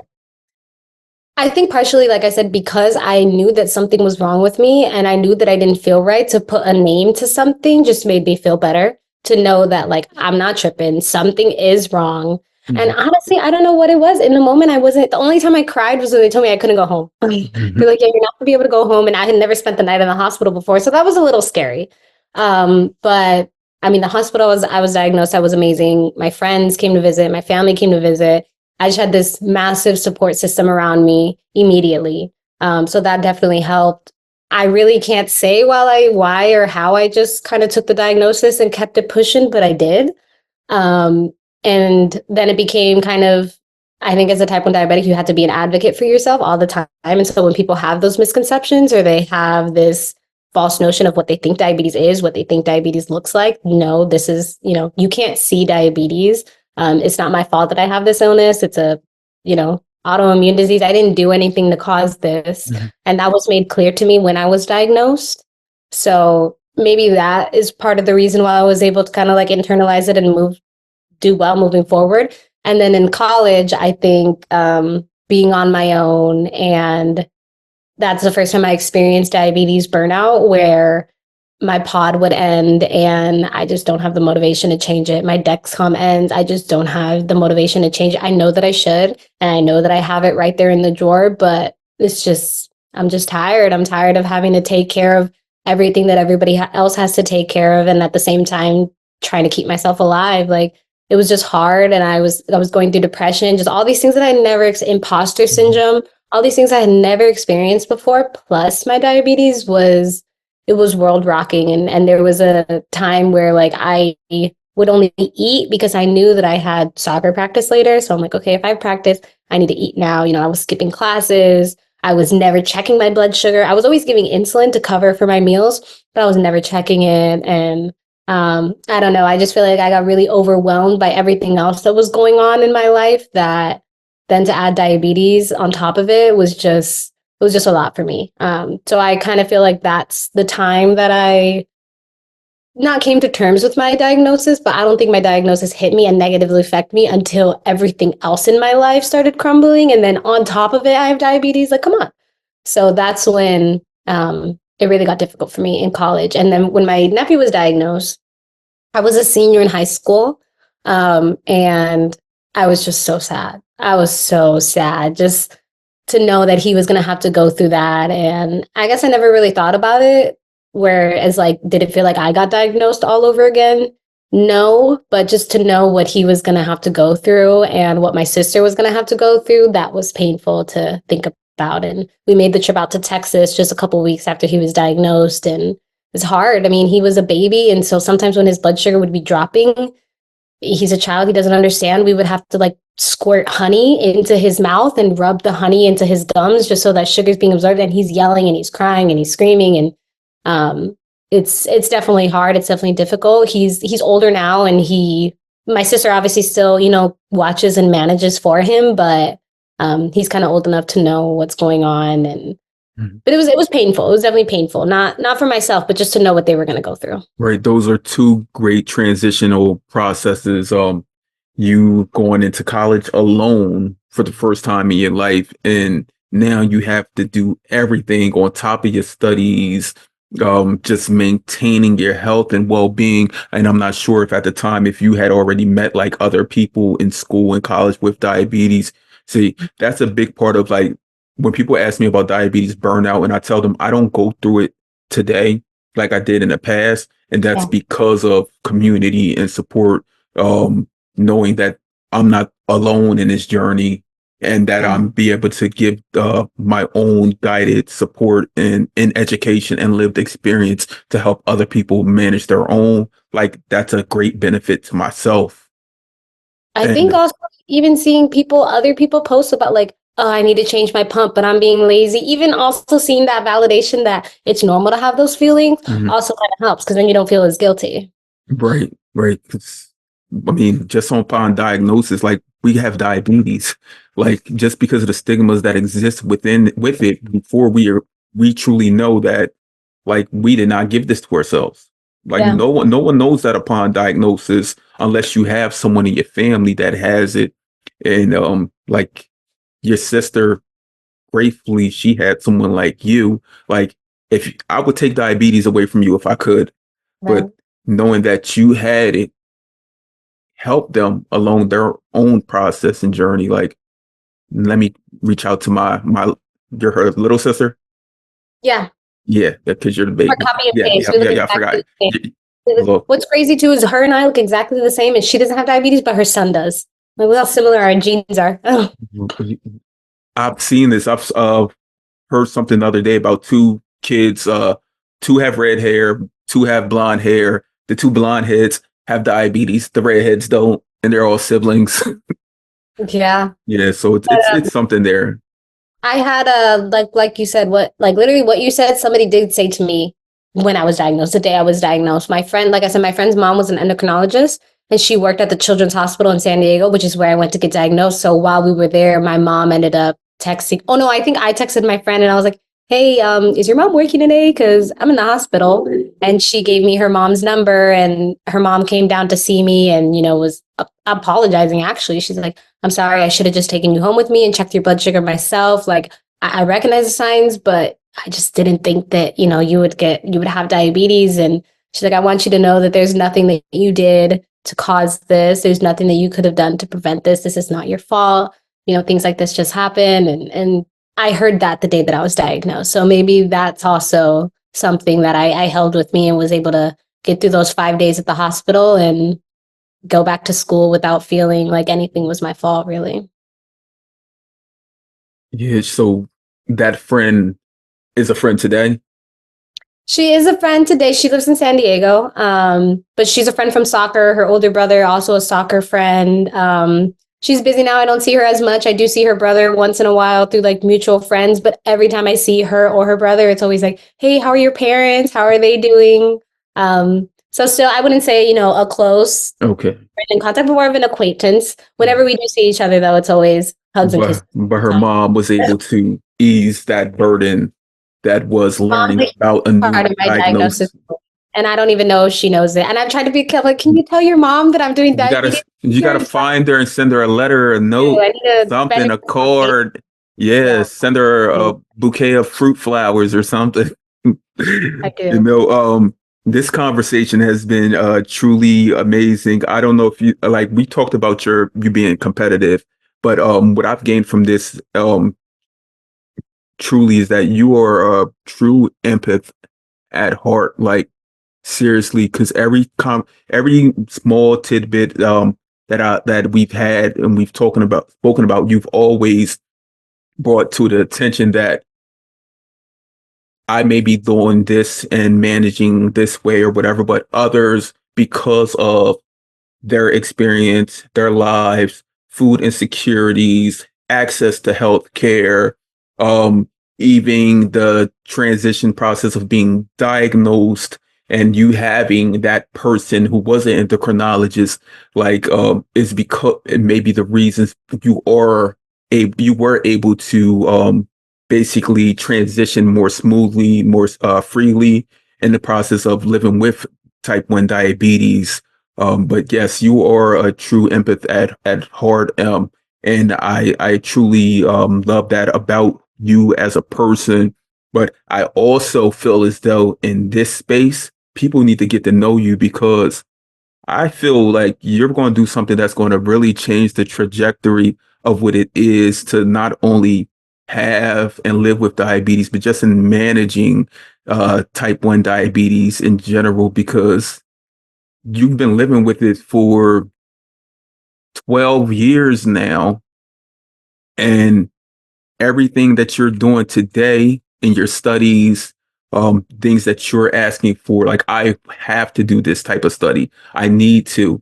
And now you're doing things that are going to align with actually, even if we don't find a cure someday, you're doing things that are going to align with just lessening the burden that is living with type 1 diabetes. Yeah. Even if we don't find a cure, hopefully maybe someday I can develop a type of program, a transition program where people who are going through these big changes in life, like changing from college, their diabetes is still well managed. And I don't know.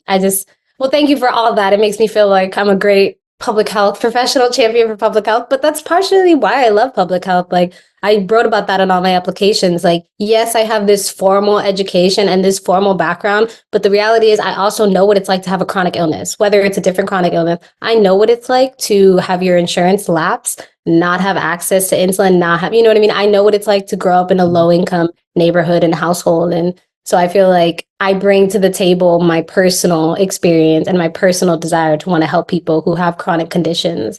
And I think that, not to say everybody who works in public health and everybody who works in this industry needs to have a personal connection, but for me, that's important. I need to have a personal connection to things, and that's what makes me so like passionate, and it's a big driving motivation for me. So I'm grateful and happy that came out, even Mhm. not purposefully, but thank you to you too, because I feel like a lot of the times the way that you're, like you said, I'm very go track, and once I start talking, it's going. But you bringing me back, and I feel like you pointed out a lot of things that I never thought about it that way. I never thought about me playing soccer when I came to California, that gave me a deeper connection to California. I never thought about my mom prepared all of her kids to go out into the world. There's all these things that from the outside looking in, um, I think that got a lot of perspective too about my past, and this is a great experience for me. So thank you.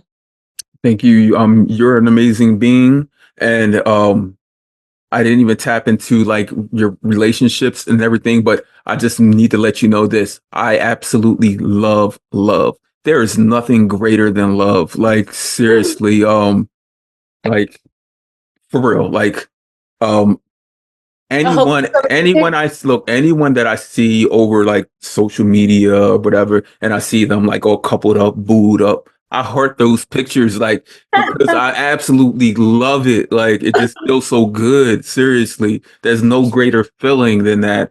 And your guy, your person,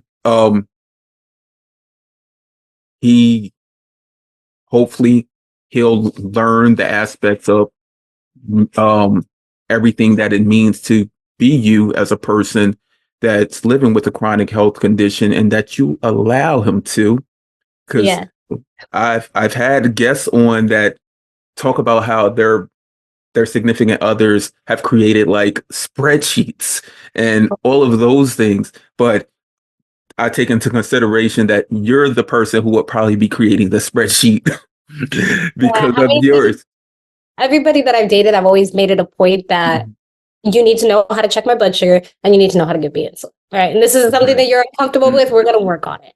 It's never been an issue for me. It's something I'm super upfront about everywhere that I Mhm. go. He's super supportive. Do you have the glucose, the lamp? I don't have glucose. I know what you're talking. I love it. It's amazing. Honestly, in the middle of the night, you don't even have to look at your phone. You just look to see what the light is.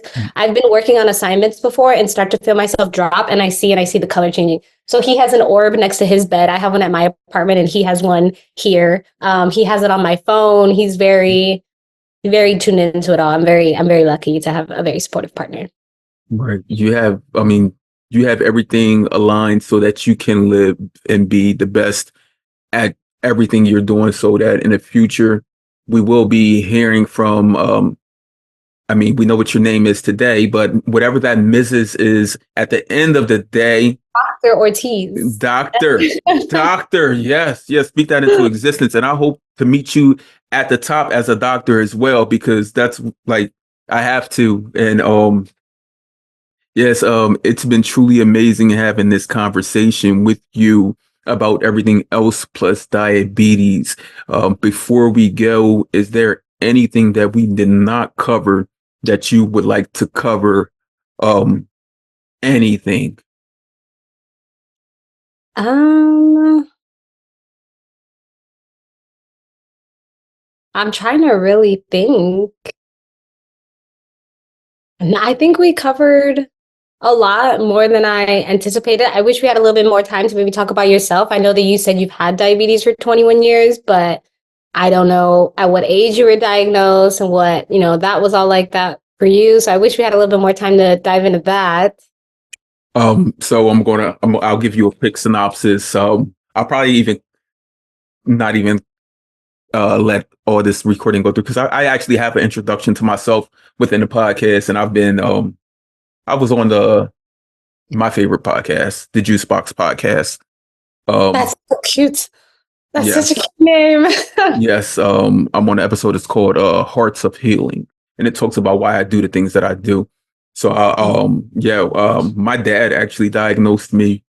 Um, I walked into the living room one day and I told him, he was like, "What's wrong with you?" And I was like, "I can't stop using the bathroom. I'm so thirsty." And I actually fell asleep like in the bathroom because I was so afraid of like going back to my bed, falling asleep, having to go back and forth. So I just actually slept in the bathtub one time. And he was like, "You have diabetes." So 8 years before my own diagnosis, my dad was diagnosed with type 2 diabetes, like your mother was. Yeah, yeah. And like he knew the signs, and the um we went to the emergency room, and not knowing, when I stepped on the scale, I had lost 1/4 of my total body weight. Oh, And my A1C was at a 14.7. and you And were how old? Sorry. I was actually 20 years old. Oh, wow. Yep. And that's a whole nother thing too. That's another very interesting, like it used to be called juvenile, right? Because that's when the majority of people were Mhm. diagnosed, but you could be diagnosed at any age and wow. Right. All of the guests that I have recorded with, I think maybe only 3 or 4 were diagnosed before the age of 10. Wow. That Yeah. used to be before, like even if you looked it up, it was like most kids are diagnosed before the age of 9 Hmm. and most are white males, I think is the highest prevalence. Well, that's what it used to be. Right. But wow. Even if we look up like the history and the research, because I'm big on research, I'm sure you are as well. When Yes. we even date back to 1922 when Dr. Frederick Banning gave the first insulin dose to Leonard Thompson, and then in the University of Toronto, none of the children in the University of Toronto were children of color. Did you? I'm sure you've seen the like picture of the little girl like before and after she gets like a few or she Hmm. gets on insulin therapy, and you just see her like gain weight. You see her face like fill back up again. So I mean, literally brought back to life. yeah, that's what they. By the time when he walked into the University of Toronto, when he gave the first child their injection, by the time he got to the last child, the first child was wakening up. Like, and just So how to did that feel for you being like in your young adult life? that And that transition, it was okay at that time during the transition, but years later, when I think back on it, like when I got like maybe like 25-ish, and I was thinking about it, I was like, because I knew my life. and I knew the trajectory that I knew the path that I was on. And I know that diabetes came and put a stop to a lot of things at that time. Like I knew what I was doing in school. I knew my major and everything that I was doing. But then diabetes came through and was like, knock, knock, stop, wait a minute. And for many years, I had to breathe, learn how to like gain back a lot of the missing pieces to the puzzle that weren't there. And I didn't realize it was because of, I didn't realize it was because of diabetes. I did not know about the high blood sugars that I was being faced with those early years, how they were affecting me. I And that wasn't, was like 5 years after you were diagnosed, you yeah, said? yeah, like, Yeah. I feel like the same thing happened to me. Diagnosed at 15 and not really till I was like 19, 20 did I really start to like hit in. And like you said, when you realize, oh, these high blood sugars, they kind of get me in a funk. And now it's kind of harder for me to get out of this funk and this mood that I'm in. And mhm, yeah. right. Thankfully for technology and the pups we have today, even though at times I tell everyone this, if you have a diabetic alert, just know, diabetic alert dog, just know when you are having your independent time with your significant other, that dog does not sleep. Like for the most part, that dog is in the bed next to you, like on the floor, like he like seriously. And sometimes he might pop up and lick you. Sometimes it's, especially when you're having a high and uh, you're like, I already gave the insulin for it. There's I nothing I can do, please. right. You're like, I know, pup. And he's looking at me right now, like, I don't know how many mm, times I've said that. I know, mm, please keep me be. Yeah. mm, Do you, mm. and you take him out in public with you? Yeah, I do.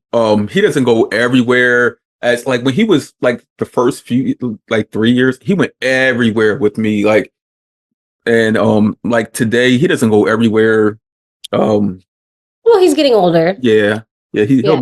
he'll be 5. Or Oh, okay. he's Okay. still a Okay. puppy. He'll be Yeah. 5. She just turned 3 in February. She goes pretty much everywhere with me. We're Mhm, about to get ready to go to campus right now. Friday, I had like a prospective student day for one of the PhD programs, though, and I did not bring her because I wanted to like focus on the event. I didn't, because when she's there, I need to reward her alerts. Sometimes I'll be asking her to lay down, but she mhm, wants to alert. It's a little mhm, back and forth. I'm like, lay down. And she's like, I'm like, lay mhm, down. I just didn't want to deal with that. I just wanted to focus on, mhm, what was at hand. And right. so she also hates soccer. She hates being on the field. She cries and she whines on the set. That's the only place she does that. Oh, I was about to say that. Does she do the crying and whining? Because he will do it. Like, is it In the because house, she only does it if she has to go poop. That's the only time when she'll cry will and she do she'll the whine. crying and whining when you're not around? Like when you say you have to go to campus? If she's Or with my like boyfriend and with his dog or it with oh, my okay, family, she's no, good. the only place she cries and whines is a soccer field. She hates it. I'm at practice, I'm at games. Even if somebody is with her, I don't know what it is. I It's don't know because if it's of you running back and forth. separation. I think Um, it's a separation between us. Like she's like, I can see you and I can smell you, but I can't get to you, and I don't like that. mhm. So that's the only place where we have that problem. Yeah, I was wondering if it was that separation, and she knows like how your blood sugar is changing. Maybe Like, when I'm not okay, around the now kennel, she's there's at the kennel. That's okay. Yeah, I was like adrenaline spikes. Now all this running. Later on, she's going to drop low, and she's like, "What am I going to do?" I'm gonna, yeah. She's like, you're stressing me out. Yeah, I don't know what yeah. it is exactly. We're working on it, but she does not love being at the field. Mm. She's like, if you're at the field, I'm at the field. Like, Yeah, put me in, coach. and coach. Yeah, basically. All right, thank you, Anais, for this conversation. And so the release date is 3/21. So my podcast is readily available on every platform right now. Any platform you could search it and it pops up. So you'll only get my introduction, and there's an episode called Will's Whys and something else like Will's Why and Reason, like why I created the podcast. But I have I love the name of the podcast. I was telling my boyfriend, I was like, it's called Chronically Will. He's like, that's funny. I was like, isn't it? so originally, I have a cousin who's type 1 as well, and Okay. we were talking about it, and it was going to be titled Chronically Ill Podcast. But then I was like, chronically will, like it came to mind, and That's it. Chronically Well podcast. Having real Yeah, that's awesome. conversations with community that need to be heard. And you definitely need to be heard.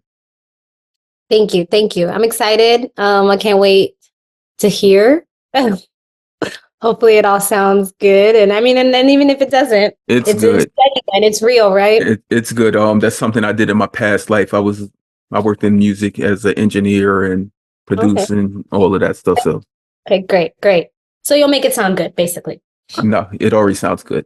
I just Oh, okay. it's gonna be there's like limited editing. Like it's real. Like Oh, I mean, you did 2 times, but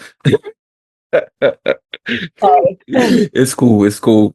The amount of f bombs I get, Okay, yeah, I was trying, not too bad. look, you're good. But yeah, thank you. I feel like we scratched the surface barely. So if there's ever opportunity to chat again, or Mhm. maybe in a couple years, when this is a big famous podcast with millions of Oh, subscribers. oh, it will be. And I'll be further along my PhD, maybe doing some new research. We can chat about all that. But yeah, if y'all make your way out to the West Coast and you and your wife need some suggestions about places to check out, let me know. I'm happy to share any info or be a tour guide for y'all. Thank you, Anais.